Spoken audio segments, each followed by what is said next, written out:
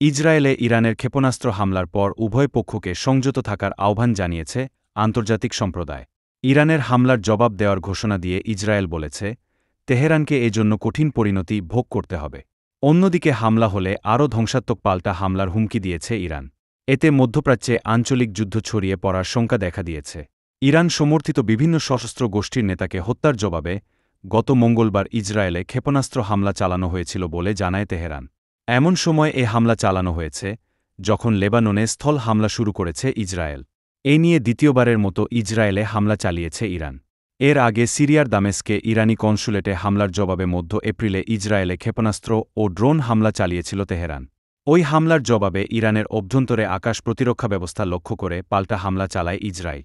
দেশ জগৎ news desk.